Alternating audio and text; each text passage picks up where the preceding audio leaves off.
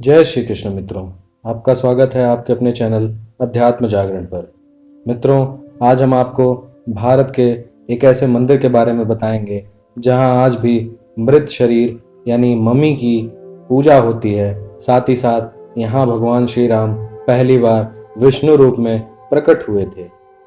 मित्रों, आपसे अनुरोध है कि वीडियो के अंत तक बने रहें। ये जानकारी आपके लिए महत्वपूर्ण है। बंगाल की खाड़ी पर स्थित तमिलनाडु भारत के खूबसूरत राज्यों में से एक है।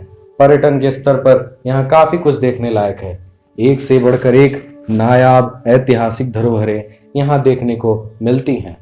यहाँ पर कई तरह के भव्य मंदिर भी हैं। इन्हीं मंदिरों में से एक रंगनाथ स्वामी मंदिर है। यह मंदिर सृष्टि के पालनहार नारायण भगवान विष्णु के स्वरूप रंगनाथ भगवान का है। भगवान रंगनाथ को विष्णु का ही अवतार माना जाता है।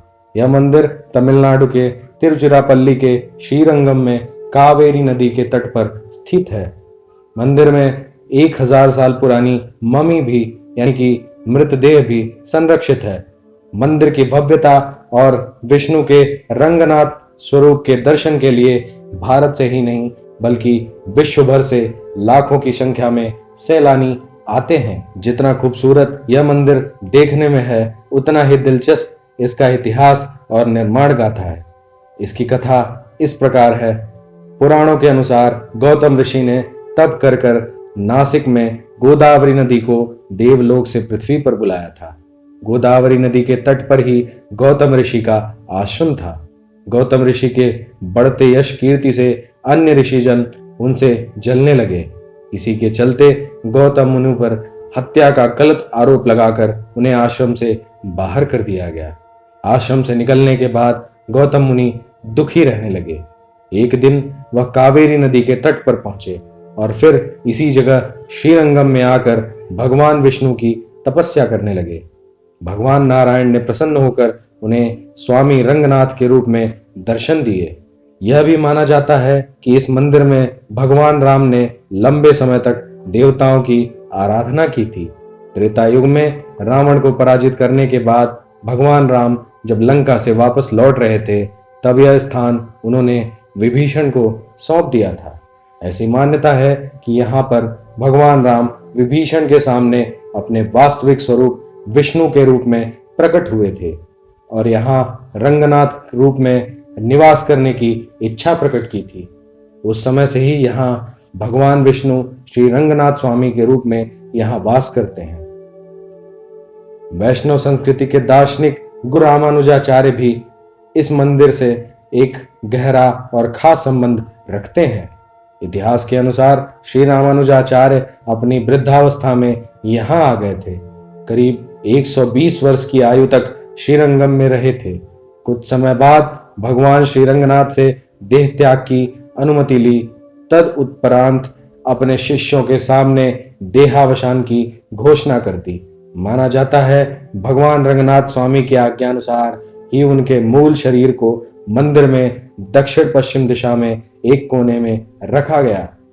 यह मंदिर दुनिया का एकमात्र ऐसा मंदिर है जहां एक वास्तविक मृत शरीर को हिंदू मंदिर के अंदर कई वर्षों से रखकर पूजा जाता है।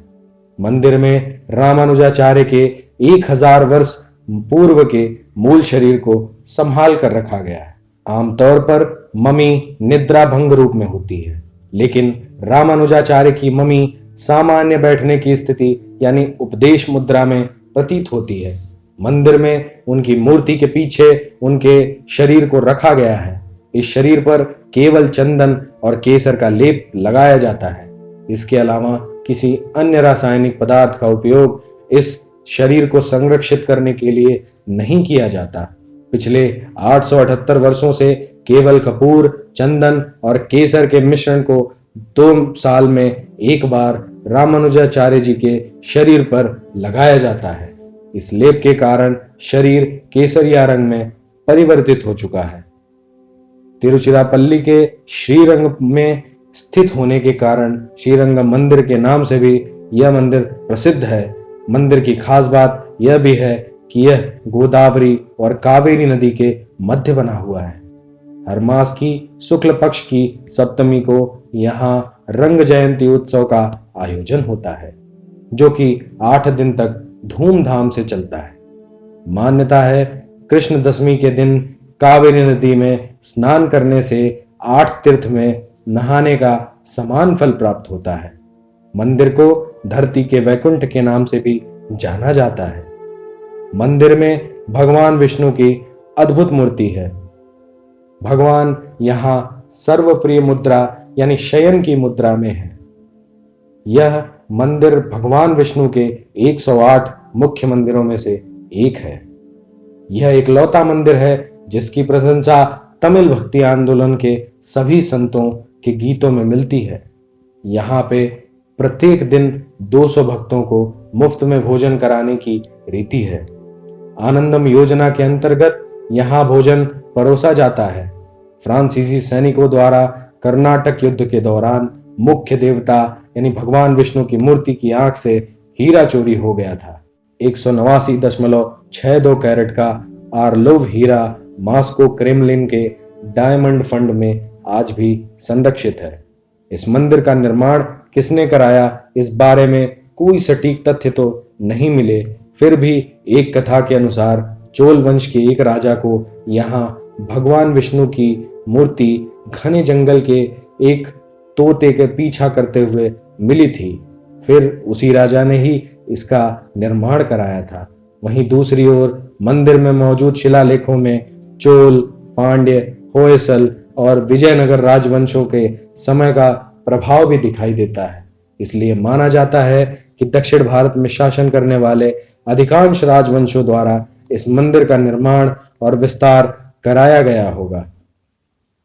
मैसूर के नजदीक होने के कारण यह भी माना जाता है कि शासक टीपू सुल्तान का भी मंदिर निर्माण में योगदान हो सकता है।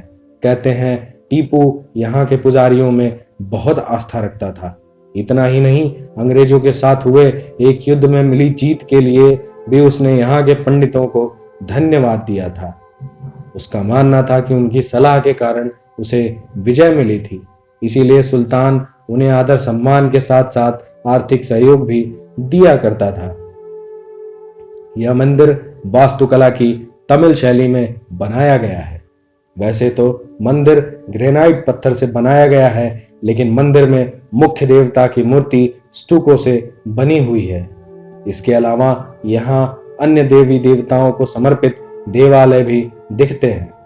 वास्तुकला के लिहाज से यहाँ तमिल शैली की बहुलता देखने को मिलती है। मंदिर का जिक्र संगम युग लगभग 1000 ईस्वी से 250 ईस्वी के तमिल साहित्य और शिल्प दिकारम तमिल साहित्य के 5 श्रेष्ठ महाकाव्यों में से एक में भी मिलता है। यह मंदिर विशाल परिसर वाले मंदिरों में से एक है। 3 नवंबर 2017 को इस मंदिर को बड़े पैमाने पर पुनर्निर्माण के बाद सांस्कृतिक विरासत संरक्षण हेतु यूनेस्को एशिया प्रशांत पुरस्कार merit 2017, the UNESCO Asia Pacific award of merit 2017 भी मिला था। मित्रों, आपको ये जानकारी कैसी लगी हमें कमेंट में जरूर बताइएगा। साथ ही अन्य वीडियो के लिए चैनल को सब्सक्राइब करें और बेल आइकन को प्रेस करना ना भूलें। मित्रों, आप सभी का बहुत बहुत धन्यवाद। मिलते हैं अगले वीडियो में। तब तक के लिए जय श्री कृष्ण।